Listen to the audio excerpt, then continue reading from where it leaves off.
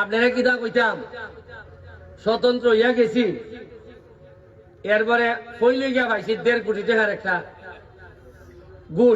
ঘুষের অফার। কিতা অফার এটা কিতা কইতাম তোমরা ক্যামেরা লইয়া বইলিছে এবারে কিতা কইতাম চাকরি না থাকতো না মনে হয় আমার শেষ করে কিতা ওই যে ওই মহিলা এমপি বানাইছে না নি স্বতন্ত্র একটা সাইন দিলে 6 জনে সাইন দিলে একজন এমপি বানানি যাইব।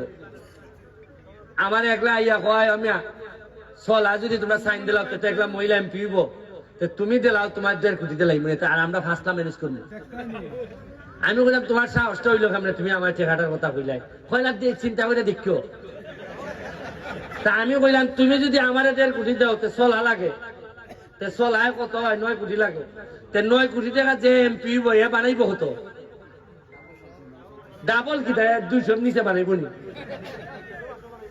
এখন হাইকোর্টে মামলা করি বড় বড় মামলা করলে মানুষ আইয়া ঠিক হয় যে যা লাগে দিমু কিন্তু আমার ঠেকায় টানে না। আমি করতাম কিতা আমার যখন রাত ঘুমাই সকালবেলা উঠি মনে হয় ইয়া আল্লাহ যে ইজ্জত মানুষে আমারে দিছে যে ভোট আমারে মানুষে দিছে আমি খেরে ঘুমাই দিছি উঠি না খেরে উঠে গিয়ে আমি খামলা দিই না খেরে।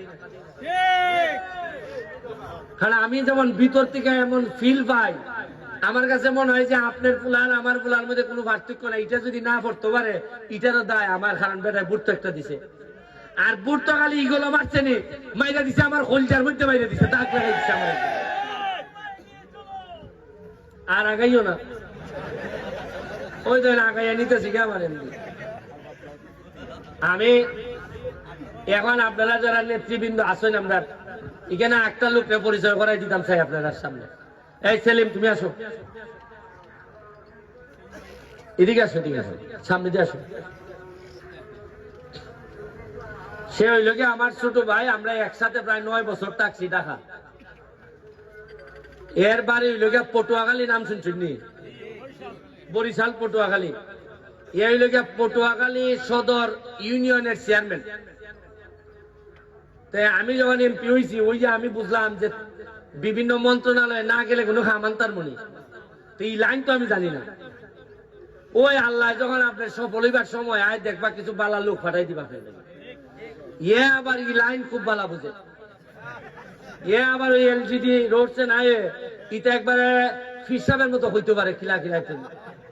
আমি আর চিন্তা করলাম আরেকটা আমি চিন্তা করলাম আমরা সিলেটি মানুষটা একটু স্লো একটু চালাক চতুর কম এই জন্য আমি একলা বরিশালের লোক লই নিলাম সাথে লইয়া উনকা আমি মন্ত্রণালয়ে যাই গিয়া ওই আমারে লই যায় গিয়া আমার লাইন গাছ গুলা দেখাইতেছে। এটা যখন আমি দেখে লাইছি আপনারা কই গত 5 দিন আমার লইয়া গেছে গিয়া আমি কইলাম যে বেটাই মাধবপুর সোনারঘাটের কিতা কিতা বাকি আছে কুস্তা আসেনি আমার লেগে। এরা কাগজ বার করিয়া দেখে 2 কোটি টাকা রয়েছে। এটা মাহব ভাইয়া খরচ করার সময় পাইছে না টাকা আইসেন মাহব ভাই লেগে আর মাহব ভাই ভাবছে যে এটা আস্তে আস্তে যেমন মসজিদ মাদ্রাসার যেটা। আমি কই আয় রে আল্লাহর কি কুদরত লাঠির ভিতরে শরবত টাকা খার আর টাইম ব্যস্ততার কারণে মন্ত্রী টন্ত্রী হইয়া ব্যস্ততার কারণে খরচা করতে আসছেন না আমার লেগে রইয়া গেছে। আর আমার খুশিতে কই ওকে একলা ইমাম সাহেব ফিরত দিতাম না। আমি সবই আল্লাহর ইচ্ছা দেখতেছি। এখন তারে লইয়া আগে তো তদবির কইরা কইরা আমার লেগে দোয়া করবা যাতে এই এলাকাটা না খালি মাধবপুর সোনারঘাট আমার ইচ্ছা হইল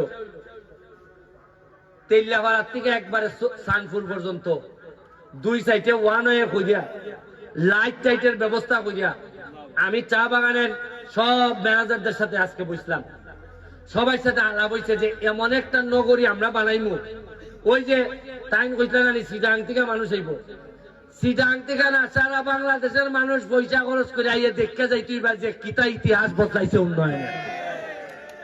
আরে নিজে পয়সা বানাইতে না চাইলে কত কাম যে খরচ যায় এটার সীমা নাই।